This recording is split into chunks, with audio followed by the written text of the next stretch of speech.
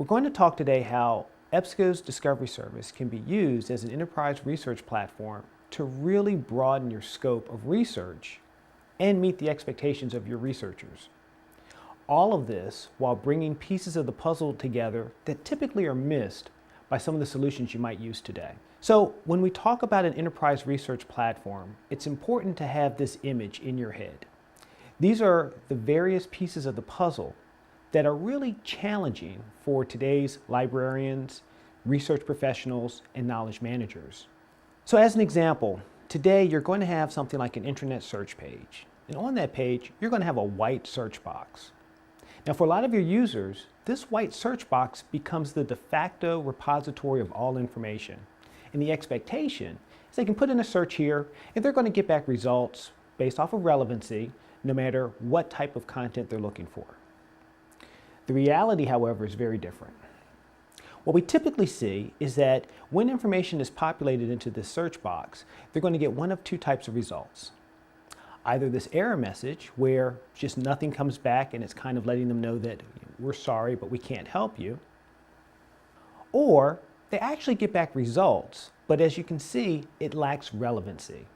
While I searched for the words great and Gatsby, I specifically wanted the book, The Great Gatsby. This has found results based off of the text, but it really hasn't done the job that I was expecting. So let's take an example of something that really does meet expectations. This is Amazon. It curates multiple types of content and information for its users. I can do a search for books, tablets, or dresses. It's going to pull back results and it's going to characterize them by that particular type. Here's another example. Macy's. While they're a different type of a retailer, one we think of more for books and information and video sources, while another we think of more for retail, shoes, handbags, they both have to serve the same type of audience. So just like with the Amazon site, this white search box gives me the ability to access content from multiple types of items, and again brings them back in a categorized type of way. But how have we chosen to adopt our resources in the 21st century for our libraries? Not very well. So typically what we end up doing is creating a website with a lot of links to disparate sources. Here's the real challenge there. One, your user has to go into multiple interfaces in order to create a search. This can be time consuming. The other part of this that's really interesting is as you have all these links, does your user really know what each link represents? What the strength of one resource is compared to another, depending on the search that they need to conduct. So these are the challenges that we see.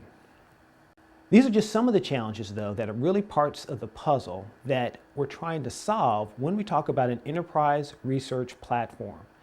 To truly have a single search box that can cater to these challenges, as well as many other challenges that you might not be facing today, but that you're sure to face tomorrow. That's the goal. So let's talk about something called discovery intelligence. You want the ability, in an ideal world, to search all of your valued resources.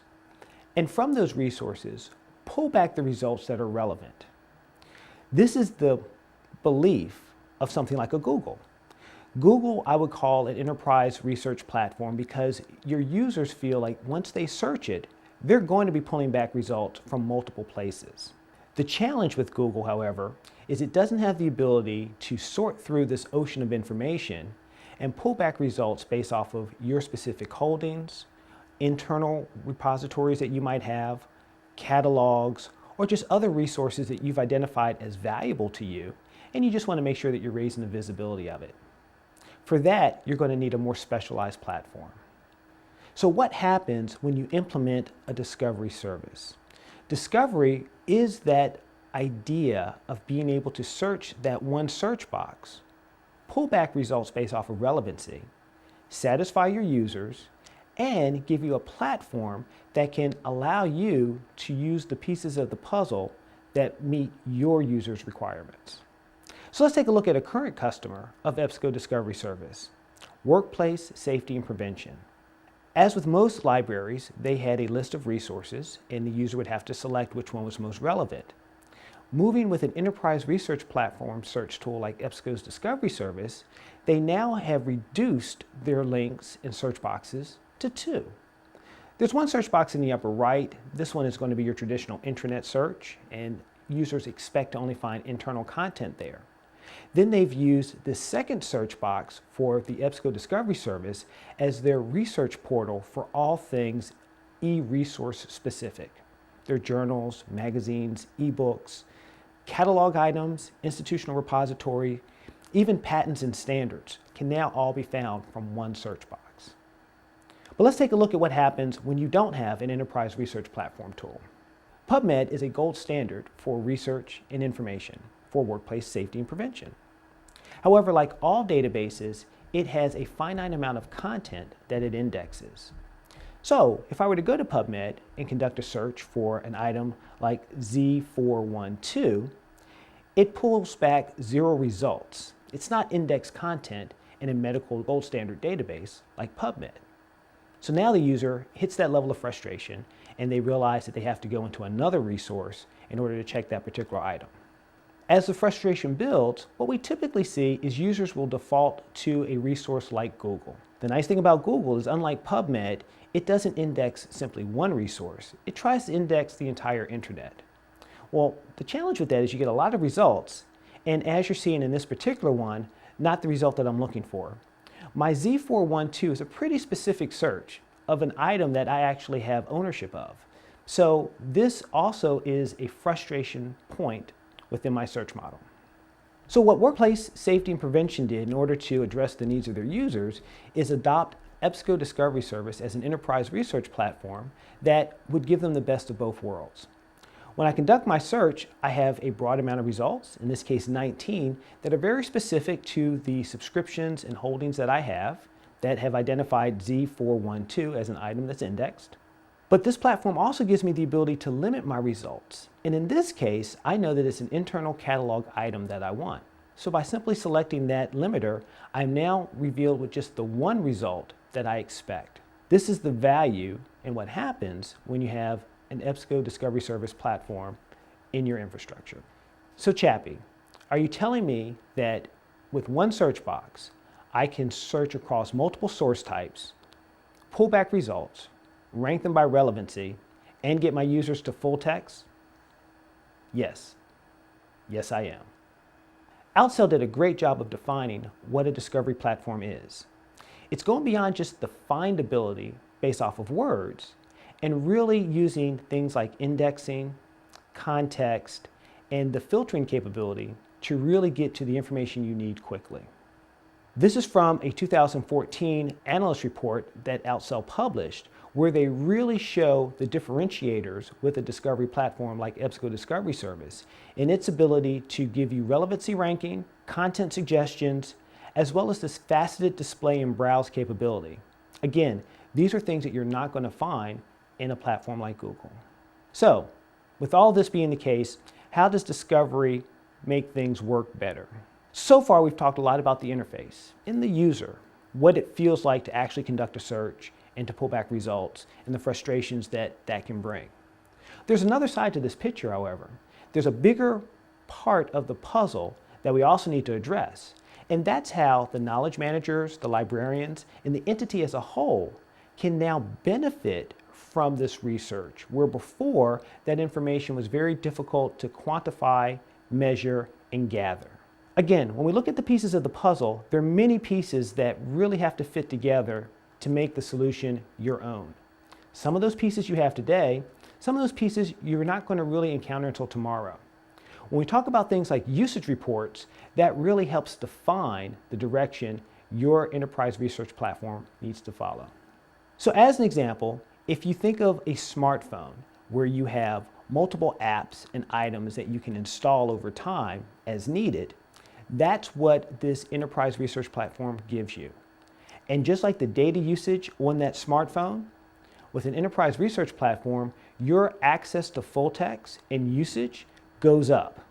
Because for the first time, users find it easy to connect from the relevant results to the full text about that result.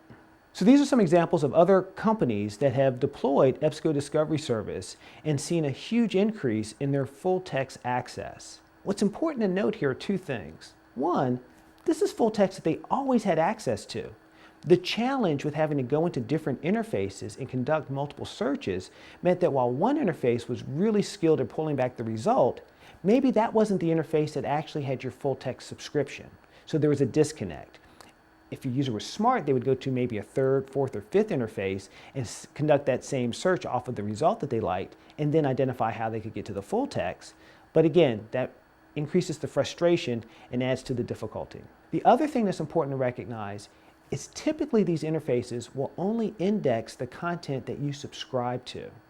Well, how do you know if the best result just was something that was beyond your subscription? That's where the indexing of a discovery platform is very different. It has indexing beyond just what you subscribe to. So if you do subscribe, great, you get the relevant result and you get the full text. But in cases where you don't currently have a subscription, you still get the relevant result, and you can have ways to kind of raise your hand or bring visibility to those resources that you have identified now are important to be successful in your role and responsibility. So these pieces of the puzzle really determine the success of any enterprise research platform. Not only do you have the responsibility to make sure that users are getting a return on the investment of the databases and the subscriptions that you have, but you also have a user base that you have to satisfy with making an interface that's customizable to their needs and keeps them coming back and using the product. It's only from that continued use that you're going to get the usage information that you need to make future decisions. Again, as in the Outsell report, a lot of moving parts, and we find ourselves moving beyond just a Google type of platform that can find results. We're moving beyond findability, and we're moving into real relevancy and the capability to customize a solution.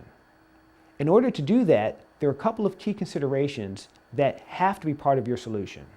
So for a discovery service to really be adopted, it's got to meet these criteria. It's got to be easy to use. That's going to be defined more by your user base. What's easy for one person might not be easy for someone else. Or sometimes you have different departments that have different needs. Again, our platform can accommodate individual users as well as different groups. It's got to be fast. As your users are conducting research, they have to be able to find the results that they need quickly so they can move on to the next step in the process. Smart. By this I mean you've got to have the ability to leverage things like high quality metadata, the indexing of your databases, as well as your own knowledge of your users' needs in order to make sure that you've got a platform that represents their research perspectives. Easy to navigate. This can mean a lot of different things to different people. Sometimes it's as simple as pop-ups that can help people get from one job solution to the next job solution. In other cases, it might be having multiple profiles that are specific to their job task. For instance, a marketing group might not want to see results that are relevant to a research group. These are capabilities that we can implement within this platform. And the last piece is that it's got to be readable. You've got to have a way that you can very quickly curate your results, but then save those results that are of importance. A folder that of the 20 results that I had, these 10 not only do I think are relevant, but maybe I want to share these with someone else so that they can add context to it. These are the capabilities that are only achievable on an enterprise research platform. So here's the challenge. These are the pieces to the puzzle. I invite you to take a look at your infrastructure and identify how many of these pieces have you figured out the solution for, how many pieces are remaining, and how many of the pieces have you not even considered as of yet. Thank you for your time. Please use the contact information at the end of this video to reach out to us with any questions.